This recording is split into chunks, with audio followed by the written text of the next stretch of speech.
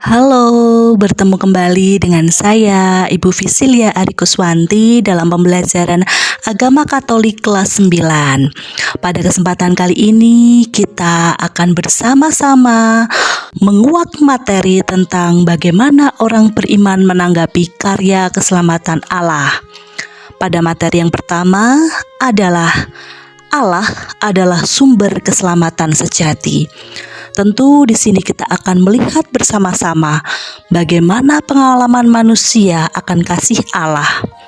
Allah sungguh benar-benar hadir dalam diri kita, dalam pergolakan iman kita.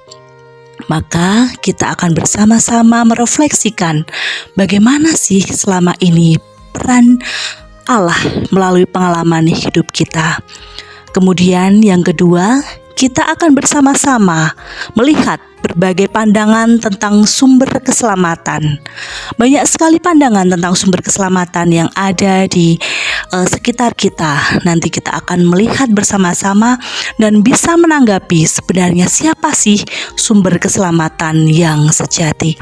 Kemudian kita juga akan melihat manusia pada zaman ini.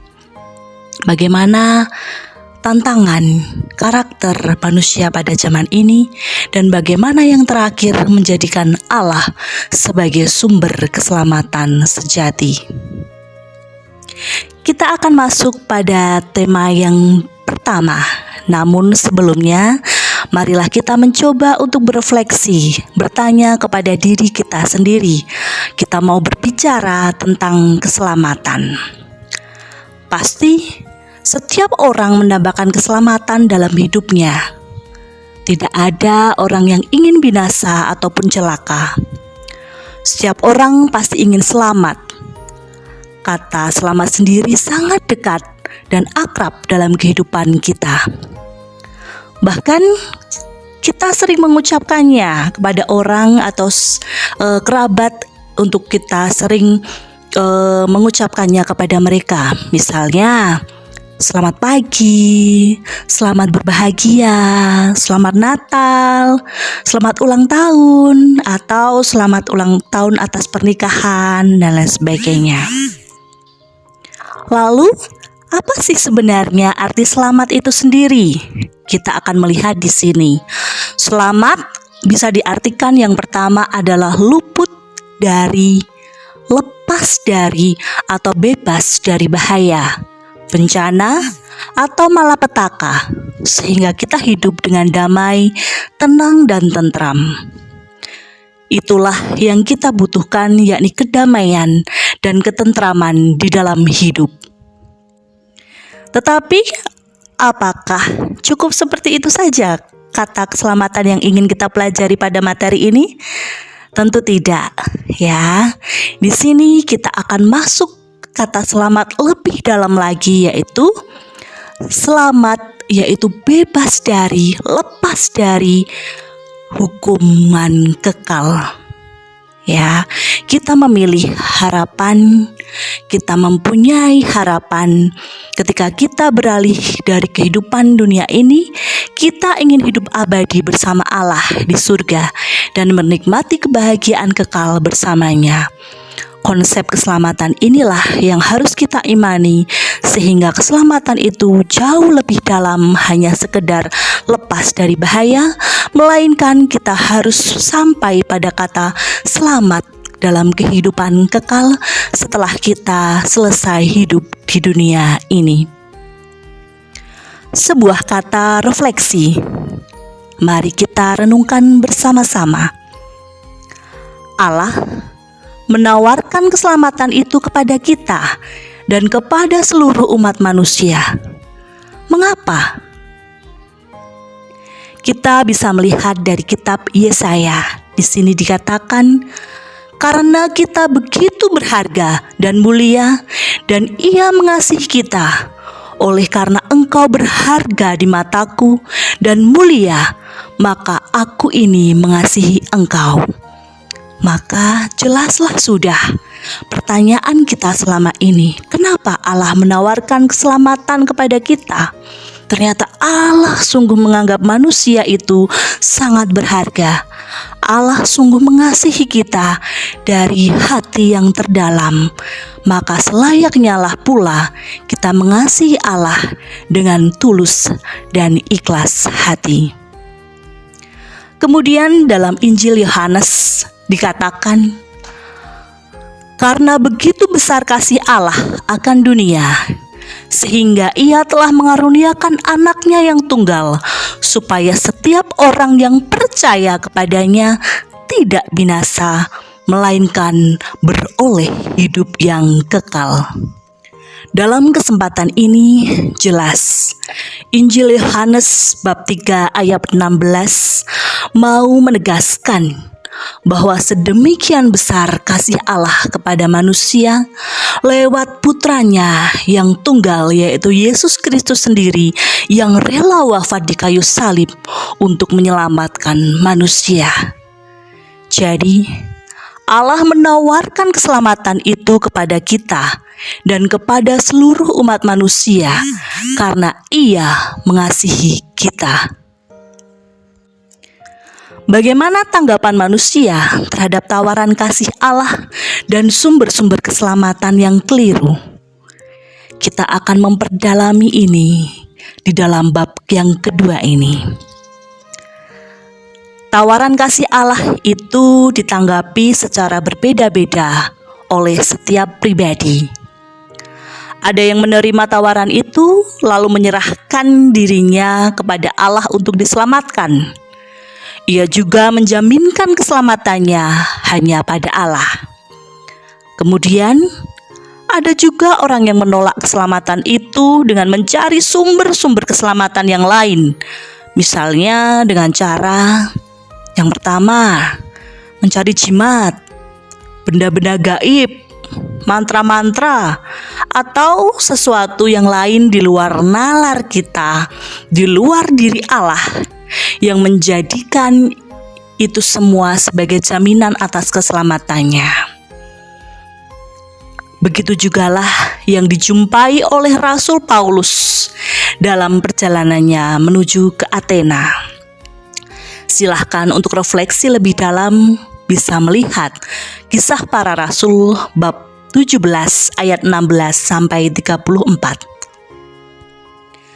Dalam Kisah Para Rasul, yang ingin disampaikan oleh Rasul Paulus adalah yang pertama, ketika ia tiba di Athena, ia melihat ada begitu banyak patung-patung berhala. Kepercayaan orang-orang Athena terhadap patung-patung berhala yang mereka yakini memiliki kekuatan gaib dan mampu melindungi hidup mereka, membuat hati Paulus sedih. Rasul Paulus mewartakan Allah itu sebagai pencipta alam semesta dan juga sebagai sumber keselamatan kepada orang-orang yang tinggal di Athena. Tetapi jawaban mereka, ada yang menerima kemudian menyerahkan diri untuk diselamatkan oleh Allah, namun ada juga yang menolak pewartaan Rasul Paulus dengan tidak menerima Allah sebagai sumber keselamatan bagi mereka, dan mereka masih menyembah patung-patung berhala. Tentu ini hal yang sangat disayangkan ketika masih ada yang menolak ajakan Paulus. Sikap dan perilaku orang Athena tersebut juga dapat kita temukan juga di dalam masyarakat, di mana mereka menggantungkan hidupnya pada berhala-berhala modern di zaman ini. Misalnya HP, media sosial, Instagram, games, kemudian TikTok, dan semua yang disukai oleh terutama pada remaja dan kaum muda pada zaman ini. Namun tak lepas juga ternyata tidak hanya remaja dan kaum muda, bahkan berhala-berhala ini sudah mencakup segala usia. Ya, ini memang harus menjadi sebuah tanda peringatan kepada kita, ternyata berhala-berhala itu sangat dekat kepada kita.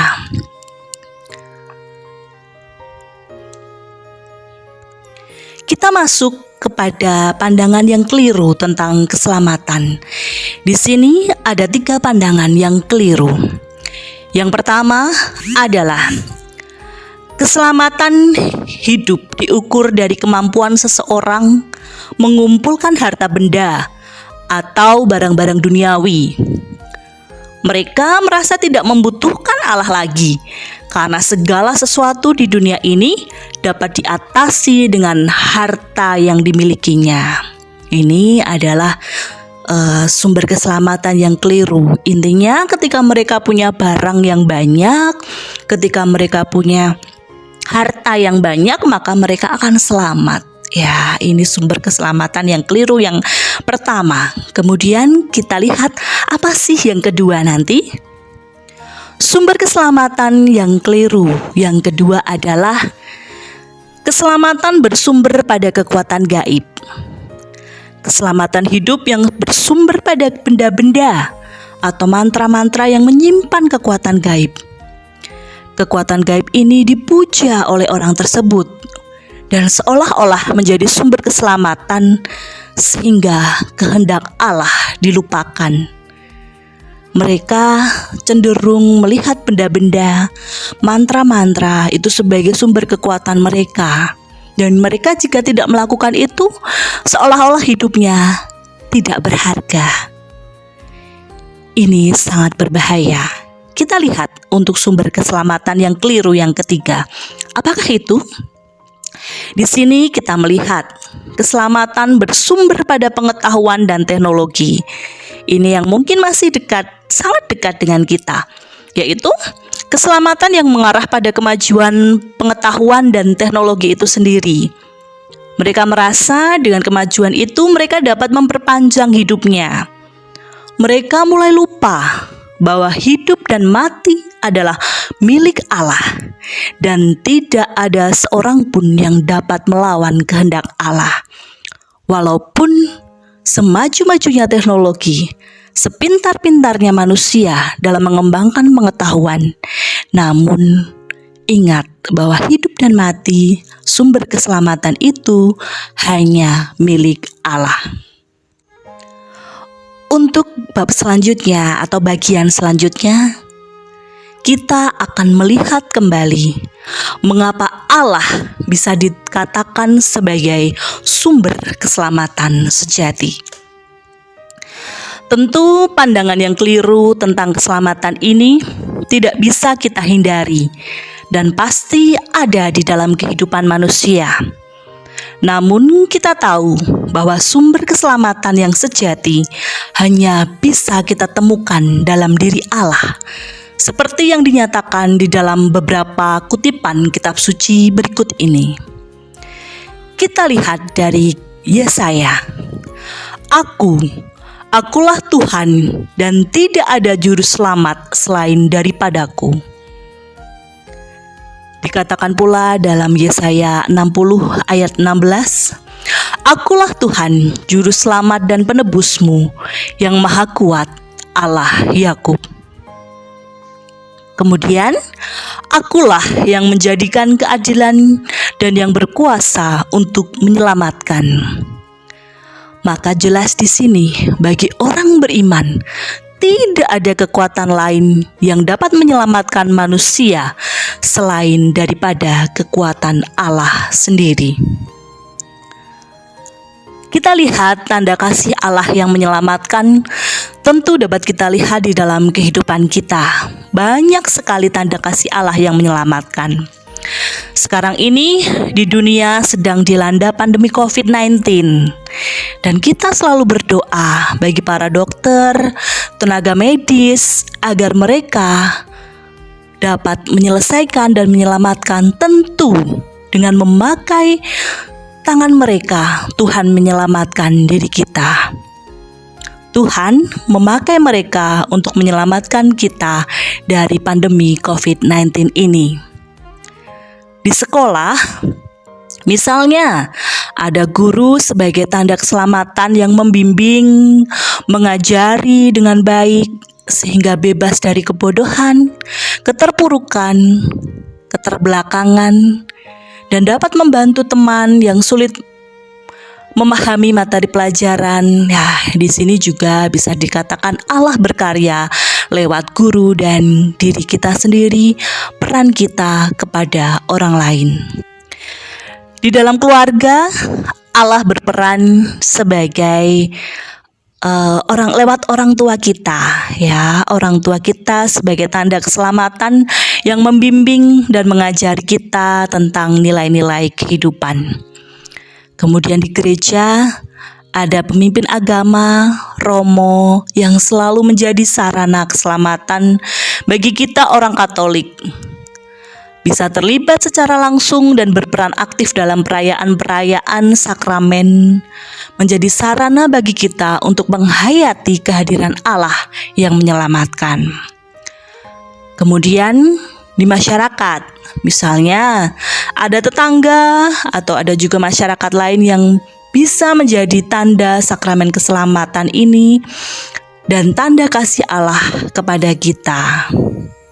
Akan tetapi semuanya itu tidak lepas dari tanda kasih Allah yang paling besar yang menyelamatkan adalah Yesus Kristus yang diutus di dunia untuk menyelamatkan kita. Demikian tadi proses panjang tentang karya Allah yang menyelamatkan diri kita. Allah sungguh-sungguh benar sumber keselamatan sejati. Kemudian anak-anakku yang terkasih di dalam Kristus, marilah kita bersama-sama merefleksikan. Kita diajak untuk menjawab soal-soal berikut ini. Karena itu, pada kesempatan ini, saya akan mengajak teman-teman semua, anak-anakku yang kukasihi, untuk menuliskan tanda-tanda kasih Allah yang menyelamatkan di dalam kehidupanmu. Yang pertama, di dalam keluarga. Apakah tanda itu? Yang kedua, di sekolah. Ketiga, di dalam gereja. Dan yang terakhir, di dalam masyarakat. Apa saja tanda kasih Allah yang kamu alami dalam 4 lingkup kehidupan tersebut? Setelah itu, apa tanggapanmu? Apa reaksimu dan apa jawabanmu terhadap tanda kasih Allah yang kamu alami dalam keempat lingkup kehidupan itu?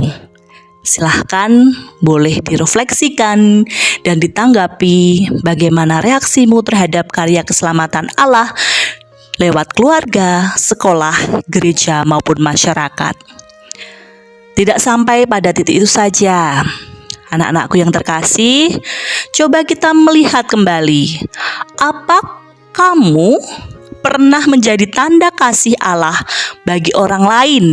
Baik di dalam keluarga, untuk kedua orang tua, saudara, ya, di sekolah, untuk teman-teman, guru, dan semua mungkin karyawan, ya, yang ada di sekolah. Kemudian gereja dan masyarakat. Apakah pernah menjadi tanda kasih Allah itu sendiri?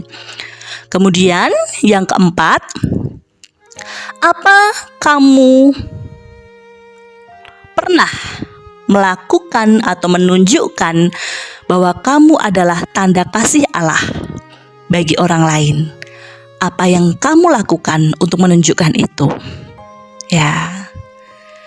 Kemudian langkah selanjutnya, silahkan mengerjakan LKS. Di situ ada halaman 6 dan 8, bagian 1 ada 10 soal pilihan ganda, bagian 2 ada 10 soal isian, dan bagian 3 ada soal isai. Ya, silahkan dikerjakan secara mandiri. Ketika nanti mempunyai kesulitan, boleh ditanyakan. Kemudian yang keenam, buatlah puisi dengan tema Aku Mengandalkan Allah. Ya, terima kasih. Demikian pembelajaran hari ini. Burung Irian, burung cendrawasih. Cukup sekian dan terima kasih. Sampai jumpa di pertemuan selanjutnya. Tuhan memberkati.